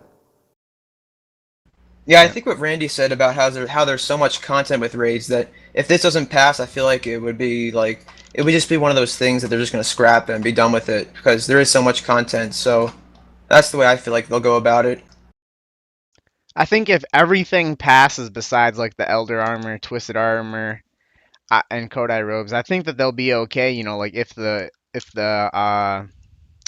bow pass, well, both bows pass, the ancestral robes pass, two-handed shield passes. Like this is a lot of pieces that they're offering in this devlog, and I think they did a really good job coming up with all these extra ideas, and I think they've done a good fucking job overall. You know, we'll decide next week on if we do want these, but I think they have done a really good job in adding in these other pieces of content. One thing with raids is that they are going to have beta testing for raids. It's not going to be like perfect raids to where you're going to be able to like see all the mechanics and everything. Yeah, I guess I forgot to even say claws there. Holy shit! We claws, ancestral robes, uh, elder armor, twisted armor, Kodai robes. You got all the other shit that passed before. If everything passes here, raids will be big. It really will be. But all right, let me get on to the next topic here. So, raids will have beta testing. It's not going to be to the extent to where you're going to be able to figure out all of the mechanics of everything or anything like that. But it's some kind of infant form of raids for some testing. You think it's a good idea that they're doing this? What do you think? Yeah, I definitely think it's a good idea for raids to have beta testing. I mean, now raids have been pushed back for like half a year now, and it's one of those updates that will have bugs. And diaries themselves, they've had bug fixes for years now, and it's still happening here and there. So I think a bug for raids would actually be pretty Welcome back. disastrous because you see bugs in Dungeoneering, which is somewhat similar, were really overpowered. So, and we know Jagex has tendencies to overlook things for people to actually play the game, to beta test it and make sure there's not any crazy bugs. I think that's a good thing overall in the end. I think for something this big, it would be good not to have beta testing because it's it's big, and I don't know how many QAs they've got, like two or three. Two or three to tackle that would be impractical, and to give the players opportunity to try stuff out, offer tweaks and other constructive criticisms would be a lot better than just relying on those three. Yeah, I think it's a good idea. I feel like it's necessary for raids at this point, so I think it's a good idea. Pretty sure that they're going to put in some of the puzzle rooms or something, they said. I think it's mainly to test if, like a world full of people, so obviously brand new update, brand new PBM content, will get some hype. I think it's mainly just to test the servers, like to see if so many people can set up that many instances at once, which is a great thing, It saves, how did they word it? If everyone goes into raids, someone gets a kill and then, gets a new item or dies and the whole fucking server goes down. Be a bit shit, so. On their end, it's really fucking smart. Yeah, it's probably for the best, even if it might take away a bit from the novelty of like new content, people trying to figure it out. It's better to have a bit less novelty and content that isn't like really bad and bug ridden and stuff. Players will always be the best QA testers, and opening it up to how now with raids being as big as they're gonna be, with how big your teams are gonna be, they don't have enough people to realistically test it. Where Yeah, sure. like just lack of manpower. Forget anything else. The overall lack of manpower. Players, I think, will do a great job with being able to help give feedback, hash it out, and make sure that the final product is perfect. And I think this is awesome that they're doing this. And I will always, always, always support beta tests because there's just what's the worst that can happen? There's the pros and cons when you weigh it, man. Beta testing will always be fantastic. With an update this big, you need to make sure that it lives up to the hype. So great job on their end. But yeah, raids have been pushed back, as NYJ was saying. They were originally supposed to come out in June 2016, but they've pushed it back to January 2017. What do you think about raids being pushed back this far and the impact that it has on future content that is being pushed back as a result of this?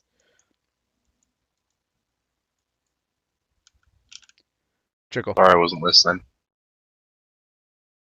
It's a lot better for them to push back something as big as this rather than rush it out and it just be teeming with bugs and all other sorts of critters. I mean, we've been waiting long enough, so we can wait a little longer. I think is what they're kind of taking liberty of now. But I don't know, with something so bad, I have to just tell myself that it's Fest. I was disappointed at first, but then, I actually sitting down thinking about it, I'm glad that they've really pushed them back. I don't know the type of knock-on effect it'll have for everything else that was supposed to come out in January, but I mean, it gives... Yeah, it gives them... God bless. It gives them time to actually get rewards out past, through a poll, gives them time to, do the beta testing, see if the servers can actually hold 2,000 people doing instance raids. And, it'll work out a lot of the bugs, a lot of the problems that they may have been having, gives them time to, I don't know, make it a bit more flashy. Everything at the moment seems to be fucking purple again.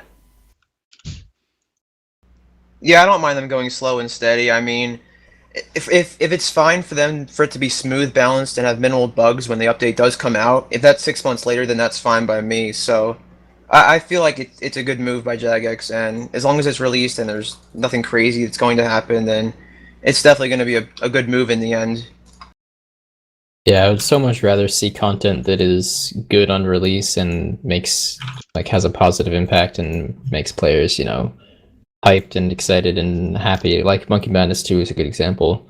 Than to see content that's rushed and everybody's kind of disappointed about, and then hopefully it'll get better with time, which is more what Say it was.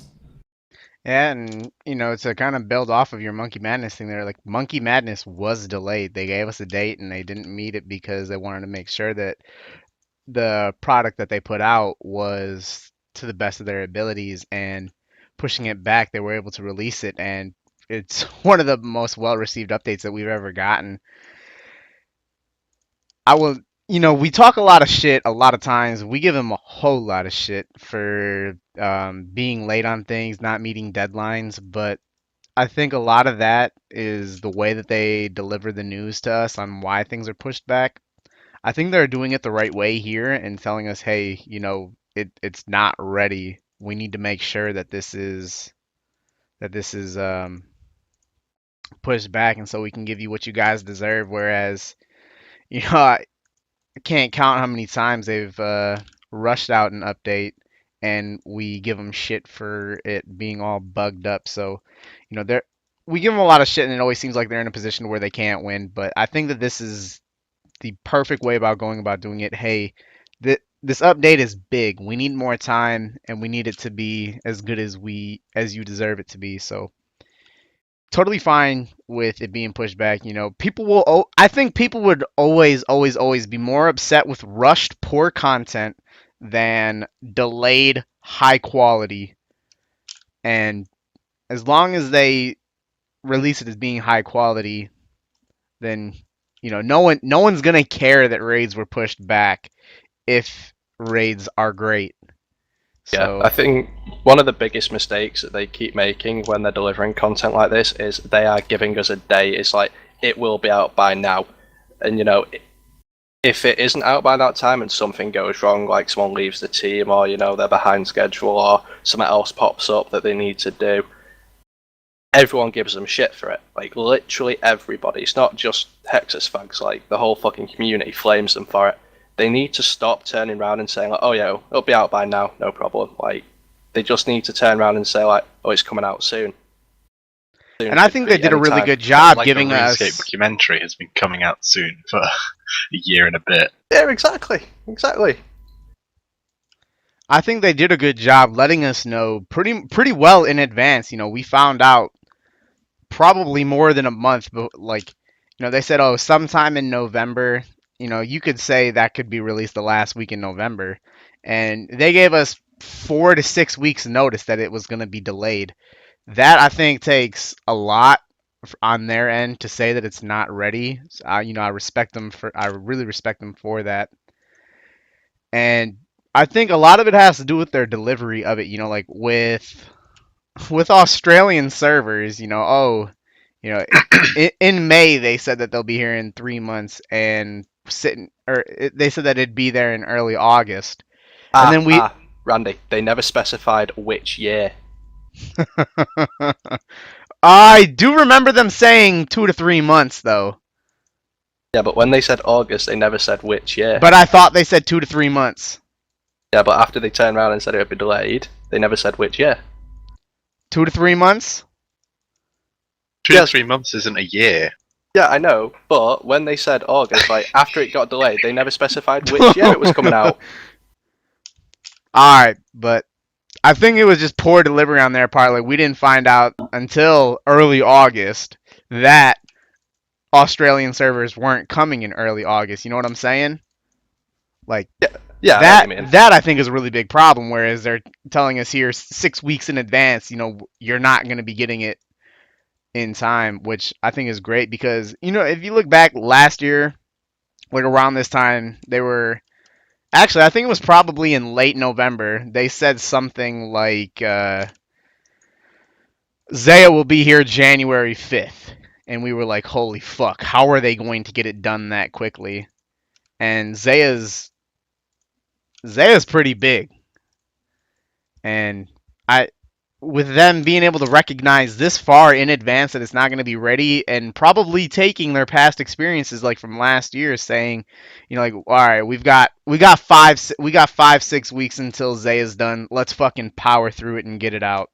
I think that they've done a really great job taking their failures and using that to improve as we go along. Yeah, I am giving them a lot. Everything is good. I'm not in any danger. They've just done a great fucking job, man. They deserve the credit. They really do. That's rare. But it's well earned. Well fucking earned, man. Alright, so let's move on. Some other topics. We got Mod Matt K here. Hold on, let me I'll play the audio clip here. You guys in the TeamSpeak won't hear it, but the stream will. It's about Matt K. Oh, hold on. Sharing. No one's been banned for account sharing. The only time that anybody will get banned for account sharing is if there is an account which is being shared to compete for ranks, which hasn't happened. So as he said there, Mod Matt K saying no one has ever account shared for ranks. I just gave the team a lot of praise, and now it's time to, they're ready to take their lumps here. What do you think about Mod Matt K's claim of no one account sharing for ranks when we have firsthand experience with people who have account shared for ranks? Like many people fucking account share for ranks.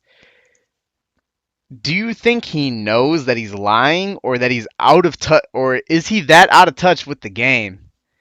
Which one is more concerning? What do you think about just his whole assessment on that? He's definitely out of touch with the game and just doesn't keep up with the high scores the way that people who actually play the game a lot do. He probably is like, oh, Link's Titan doesn't account share, so we're good. Honestly, I wish that they would just turn around and say like Old School has a different rule set to RuneScape 3, because there are RuneScape 3 people that get banned for account sharing, not even for ranks, just like playing each other's accounts, doing like completionist stuff for one another. They get banned all the fucking time. A few of my friends have been banned for like getting someone to do a quest for them on Old School. Whether they were banned for something that they did months before and it wasn't like account sharing, it's just funny how they always get banned after the account share. Yeah, I think it goes to show you how out of touch some of the J mods are with the rules. I mean, some of them don't even play that much, so I just feel like they always contradict themselves with the rules. It's just, I don't know, I feel like they should maybe... Oh, like, fuck the rules. We're talking facts. He said no one is account shared for ranks. Yeah, and exactly. I just feel like they should just do some research before they say stuff, especially on stream like that. Yeah, I just think he's super out of touch with the game, and I just don't think he cares enough about the high scores to actually keep up with it, which is concerning. That's one of the boldest, dumbest fucking statements I've ever heard in my life. He can't genuinely believe that no one is account sharing for ranks. That is awful. And for the product manager, the guy who is on the top of the totem pole somehow, being this out of touch with what's actually going on it is highly concerning. And I know there's a lot of people that don't care that people, but it's not the fact that people do account share for ranks. Like, that's a problem in itself. The problem is that the product manager has no idea at all that that takes place and is willing to say that no one has ever done that. That's that's mind-boggling. Like, people have literally been banned from the Deadman tournaments for account sharing. So where is this statement coming from? Why is he? It just really blows my mind and is very concerning. When I saw that, I really couldn't believe what I was hearing. It was, I mean, it's completely unacceptable for him to be thinking and saying that. But another thing that he also said was that the servers are as stable as they've ever been. He said this about a week ago. I personally DC'd 19 times 2 or 3 days ago in one day. What about you guys? How do you feel the servers are? And do you think the servers are as stable as they've ever been? I personally haven't really been DCing that much recently. And if I have, it's because the internet that I have in my apartment is terrible, not the servers. But I don't think the servers are I don't think they're as good as they can be. Like he said they were. I don't think they're that stable at all. Because I have friends that DC all the time when we're in a Skype call or whatever, and it's not, their servers are not as stable as they are. That's not true. I really feel bad about this because it has been several weeks since our last podcast. At the time that he said this, I really couldn't have told you the last time that I had DC'd. It had probably been months and months. And The morning after he said I DC'd like 5 times. Like, I genuinely feel bad because when he did say this, I thought, that's a bold statement, but I think he's right because I was thinking to myself, I couldn't tell you the last time I DC'd had a fat lag or anything like that. Like, the servers were really stable, but then a little bit later, a few days later, it just started disconnecting all over the place. And I was having problems in American worlds and UK worlds. So, had we had our podcast a week ago, I would have told you that, yeah, I think the servers are really fucking good and he knows what he's talking about. And we're not going to have any problems with Hardcore Iron Man because the servers are very stable. But I did have that day that was really bad with the disconnecting. It wasn't on my end. But yeah, I've seen a lot of people on Twitter and just in Twitch and everything having a lot of problems with the servers lately. It almost feels as if like the servers were good until he said that they were good, and then I gotta imagine there's some people out there that took that as a challenge to kind of DDoS the servers and everything like that. So gotta be careful with everything you say, Matt. Yeah, unfortunately, the servers are far from stable, and I've DC'd quite a lot as well.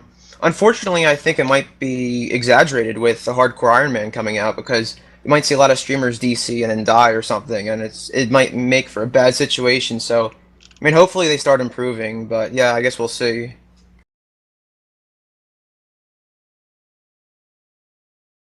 Trickool. I've usually been relatively lucky with being able to avoid DCing. But yeah, I definitely have noticed that I've been DCing a lot more. So I disagree with this statement because it's false from my view. But also my internet's so bad that I hardly really notice whether it's the game lagging or me. I learned to cope with it. I wasn't on the other day, so I couldn't comment on when the servers were down, but I don't seem to disconnect that much. I get lag spikes, but I don't know if that's my internet or the servers. Yeah, no, he jinxed it. Like, people were probably hitting the servers off and stuff. Like, they were fine up until he said they were fine. Yeah, they've been pretty bad for me lately. Like, It's on and off. Like sometimes it's fine, then some nights I'll just be DCing like nonstop, and it's really annoying. I laughed when he said that. Like the servers are never going to be stable. Let's be real. Well, I just think the biggest thing was that he said they're as stable as they have ever been. Like it wasn't just the one thing. Oh, the servers are fine. He was saying like this is the best they've ever been. I think that statement is more political than really anything. I think that he said that just to kind of protect the idea of hardcore Iron Man. So people don't disconnect and oh, my hardcore Iron Man is gone. I think he said that just to make people just to give people the illusion that they'll be safe when they're playing on a hardcore Iron Man. I think that's his only reason for stating that. Yeah, let's say that this is like the most stable the servers have ever been. That's fucking terrifying. Yeah. All right, so something that was supposed to come this month but is not planned for next month though is the Zaya redesign. So we got to see a little bit of it on the Q&A on Thursday. Wes took us all around Zaya, showing us some of the changes that they've made. The Zaya redesign, that is. It's a little surprised that it didn't come, but again, I think this reverts back to the if it's quality content, no one's gonna care that it's a little bit late. But what are your guys' thoughts on Zaya redesign coming out? If you had a chance to see what it looks like, what are some of the key things that you liked? It looks really good. Like the primary objective, I think, of the redesign was just to make Zaya look more organic and less square. And it seems like they Mod West did a pretty nice job of that and added in some more just general like RuneScapey scenery and made it feel more old school. So I'm definitely a big fan of that update. And it does kind of make you realize how much time they ended up actually wasting on Zaya by pushing it and releasing it early, since all this time that West is spending mapping all the time that was originally spent mapping it was basically a waste. And if they had just waited a bit, then they would have ended up saving themselves a lot of time. Yeah, a lot of times if you do it right the first time, you'll spend less time on it than doing it poor half-ass and then having to come back to recorrect it. I didn't actually watch Q&A, so I didn't really see the updates or anything, and I don't really have an opinion when it comes to Zaya. I just think it's just there. It's whatever. Yeah, I think the Zaya redesign will be one of the best updates of 2016. Like when Zaya was first released, like I think it looked terrible. So I think with this one, now that it looks, as Aubrey said, more organic, more natural, I think it'll definitely be one of the best updates to come to the game this year. So I think the redesign looks really nice. Yeah, the redesign looks fucking great. Like, I think it's probably one of the better things that they showed on the Q&A recent months, like all the Q&As. I'm also glad when they asked him like when's it going to be out, he said not sure soon, like something along those lines. Like he didn't say next week Yeah. or like the week after. Like he played it smart. Knows that there's still work to be done, and as Oslo said in the chat there, yeah, like it exceeded my expectations. I was really blown away at how much better it looked. They did a great job, and I thought the most recent Q&A was probably the best Q&A that they had since Jed hosting it. It was a really good Q&A. I think that the display was really nice. I think that Zaya just looks a whole lot better. You can kind of get the feel that Zaya now, or it will be, it's not going to look like something that they copy and pasted the same 8 buildings over and over just to take up room. I think they did a really good job at fleshing out the areas, and I really love what they did around the catacomb statue. I think that's really good. I think that they added in also this thing for the sand crabs, like you pay 10K and you get taken over to a sand crab island. It And says Zoidberg Island. what? God, Crabclaw Island. Crabclaw Island. Is it shaped like a crab claw? Yeah. Yeah. That's pretty good. Cute. I think updates like that are pretty good. I think they did a really great job. West, really love your work. Great job. Everything looks great, and Really appreciate taking the time to make the content better. Really, really just love the redesign. Looks great. There's been far too much use of the mob team on this podcast. I'm feeling uncomfortable. They've done great. All right. I'll take that one out there. All right. What do you think about the way that people flock to some of the more popular streamers while they play like Dead Man mode or Last Man Standing, but they don't play the game mode on their own? This kind of suggests that these players probably are missing something from the game. It's one thing to watch it, but it's another thing to experience it. What do you think? Is this question referring to like why are people watching it instead of playing it? I guess take that in whatever way you'd like. I mean, same could be said as why the fuck do you watch football on TV when you could go and play it? Like, they just like it. Don't necessarily have to do it. Yeah, I'm probably in that boat. I like to watch like Deadman mode streams and everything, but I wouldn't play it. I just feel like, in Bodhi's case, as the question asked, I feel like people like Bodhi, like they're really good PKers. So I feel like watching them play and watching them do their thing, I think, helps aid in that. So I feel like that's the reason for why I would rather watch him than do it myself. Yeah, I mean, there's a fair amount of people in general who will watch a game that they don't play just because they think it's interesting, but for whatever reason, either they don't want to put in the time to get good at it, or they aren't that interested in, or they don't think that they'd be that good at it, or something like that. I mean, it's true that things like Dead Men don't have very high player counts, but they have a lot of people watching, at least for the first little bit after the start of each season and when the season ends. I guess it's better than having low player counts and low view counts, but I don't know if they'll ever be as high player counts as there are view counts, just through the nature of it being very competitive and that kind of thing. Yeah, I mean, personally, I like to watch it, but I mean, I'm terrible at PKing, and like when it comes to Bodhi and those like bigger streamers, people are gonna watch them no matter what they do. Like Bodhi could be standing in a bank, and he would still get thousands of viewers. So, and I think that It was attests to Bird on. what's up. Sorry, go on. I was just gonna say, I think it just attests to like the person, like Bodhi. I watch Bodhi more for his personality, and I feel like it's not always content in this case. So. Got some good content this week at the quarry. Probably the first time in a few months I've watched him just because I like watching mining. That was fuck all you guys for not laughing. That was fucking hilarious. It's real subtle, quiet. I like that one, Aubrey. All right.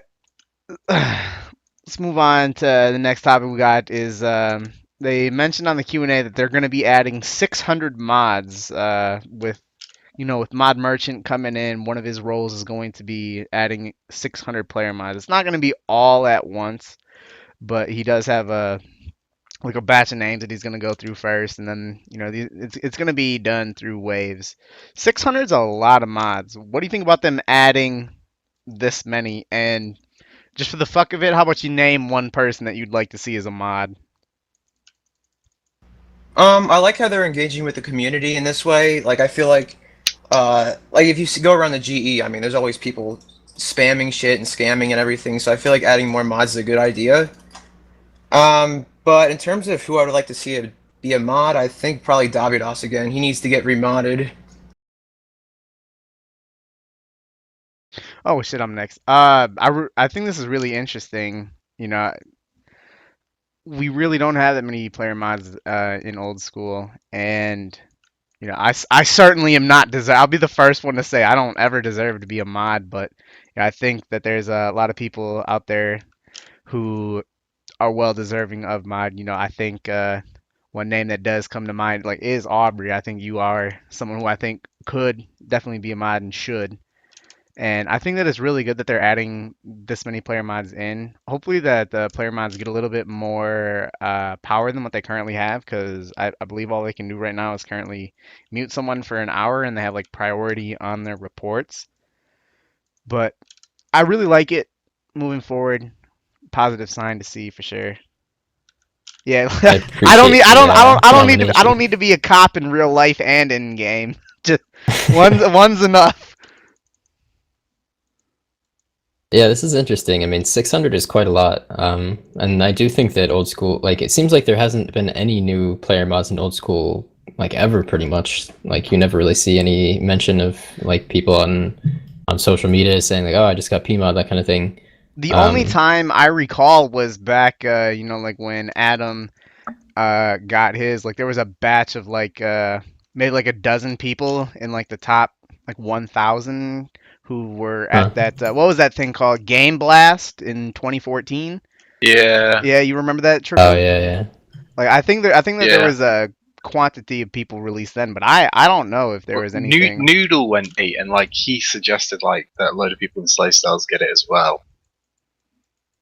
There's like a P-mod war between Hexis and Slay Stars in really early 2014.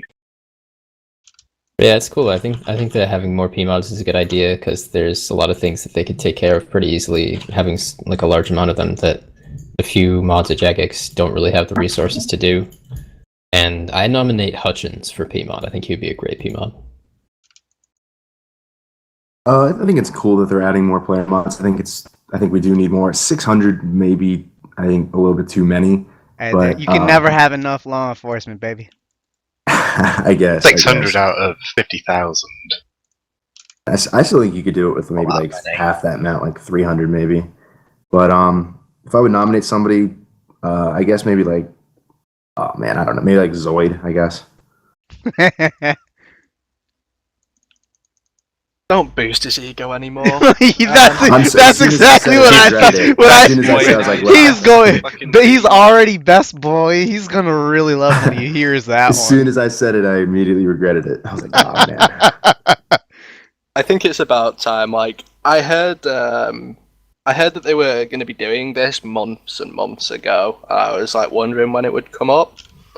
As far as I believe, I think Merchant's just going to pass on a list of names to the like Jagex support team. They're going to be the ones that are dealing with it. You know, like background checks on the account to make sure that you don't account share, your account's secure, and so on and so forth. I don't account share, and my account's secure. I meet the criteria, but I'm a jackass.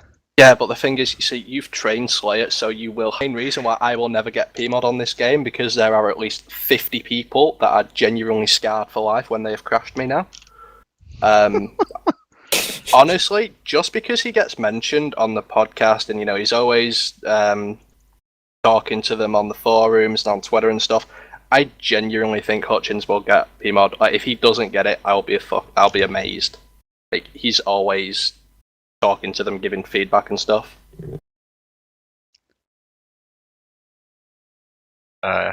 Same boat as Randy. I think I'm one of the worst candidates for it, but there is part of me that thinks it would be cool. I don't think you're a bad candidate. I think ever since the name change, I've been off like the list. Yeah, I forgot about that. Oh shit! Actually, saying that, Ging sprung to mind as well as Hutchins and a few of it. But I think didn't Ging have one of his names removed as well? Because he had something like you had Chubby Ronan and he had something else, didn't he? Ginge never had an offensive name. He's always been well behaved. That's Trickle acting out. I had Fuck Sailing, which made it to like Fuck Sailing made like 22 out of 28 days, and then I started harassing Ronan on Twitter, and I remember he blocked me, and then I got he put you in your place. I was like, oh shit, have I been banned or something? I was taking the piss out of him on Twitter. Yeah, no, it worked. You've been in line. It'd be weird to see a regular name changes like he does. Yeah, it would be. But I think it'll be real interesting to see, and I think we only have like 3 or 4 mods in Hexis, something like that. Brungus, Crafter, off. Yeah. We got a few. Cab. He's in passive PMod. Yeah, he's a smiley, but yeah, I got he's a smiley. Yeah. Can anyone think of anyone else? I fucking can't. All right. Let's anyone have anything more than wanted to add to that? All right, so moving on. Next thing, a little bit of a closing here. Winner for the 3-month OS Buddy Pro code giveaway is Jade Puff. Please send me a private message on YouTube and I'll respond to you with your code. If I don't respond within 2 days, please message me again. Spam me, please, because I feel terrible. I went like 2 weeks without giving it to the person who won it before, so I think I ended up giving him like 5 or 6 months instead. Because I was just please message me and I'll get it to you. Congratulations, Jade Puff, and for to qualify for OS Buddy 3-month OS Buddy Pro code giveaway for this podcast, all you got to do is be a subscriber on YouTube and leave a comment on this video. Hashtag Happy Halloween. I like Happy Halloween. That's Too long-winded. Happy Halloween wins. And you gotta get a capital H on them both. You know, not it can't be no How lower. about the OSB Pro giveaway winner is the person who can submit the spookiest picture? No, because I don't want to go through all You of can the. wade through them. Oh no, yeah, that's what I'm thinking. There's no way. If you want to go through it, maybe, but there's no way. Leave a comment on the video. Hashtag Happy Halloween. What the hell was that? Spooky door. That was a spooky door. Any of you guys here, this is a topic. This is a topic that's not even on here, so just take this. Any of you guys doing anything special for Halloween? Or let me take that back. What did you guys do for Halloween when you were younger? What are some of the best outfits that you guys wore when you were kids? Anyone got anything embarrassing? Not really. I mean, my mom has a picture that she always shows everybody whenever they come over with me. When I was like 3, I dressed up as like a squirrel, and it's kind of embarrassing sometimes when people are like, "Oh my god!" I mean, whatever. It doesn't really bother me anymore, but it can be embarrassing at times. When I was like 2, my parents dressed me up as a bumblebee. I'll try to find. I reckon you still look good in that. Oh, I look pretty good. Yeah, chubby cheeks and everything.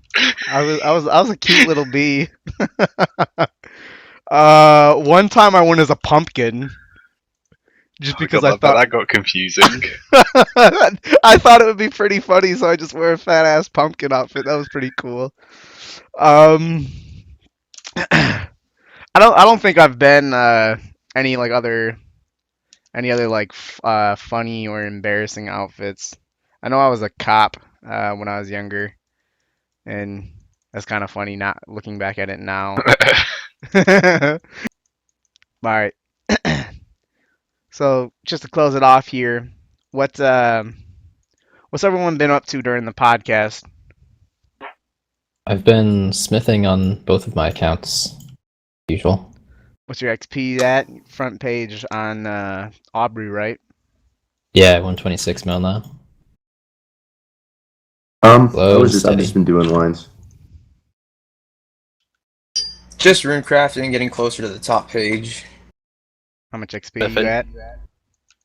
Like 56. Miles away. True.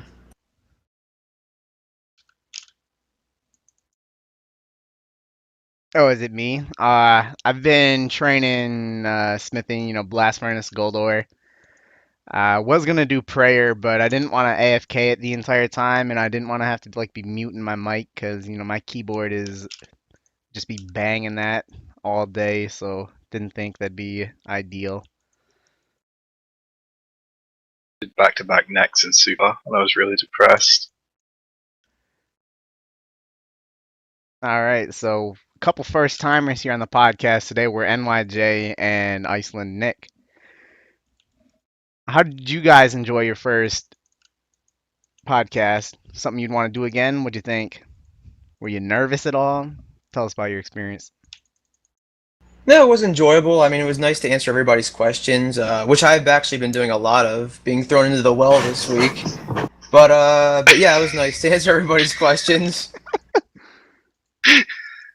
I was a little nervous in the beginning, but yeah, I had fun. It was something I would do. I would like to do again under better circumstances because I am sick right now, so I couldn't answer some of the questions. But yeah, I mean, it was a lot of fun. I would definitely look forward to doing it again.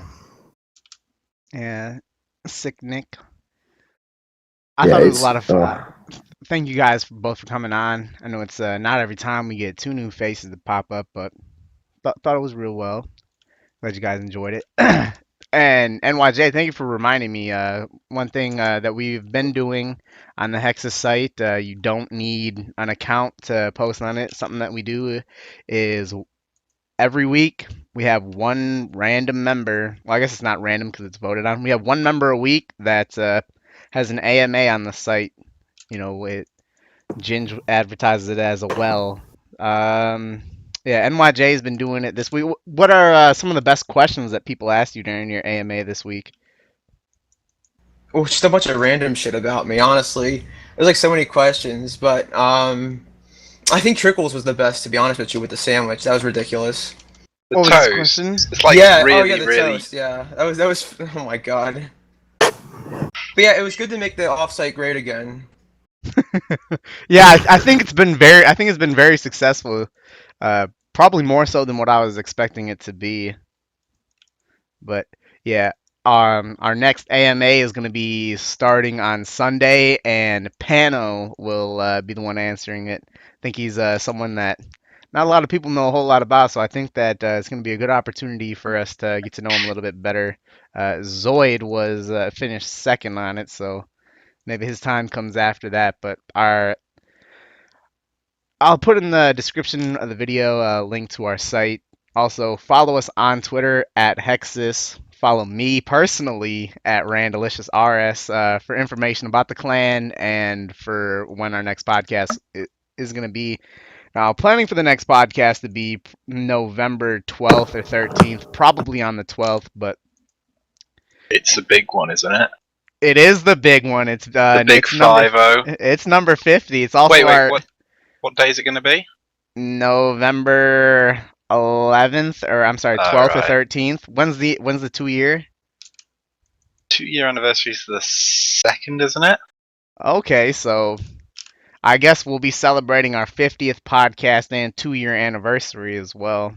So it should be pretty big, you know. I guess also, if you guys are interested, leave a comment on this video on who you guys would most like to see in the next podcast.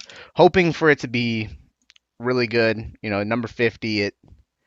I never would have thought 2 years ago that we'd do 50 podcasts and that we'd still be having fun doing it. It's And crazy. get away with it.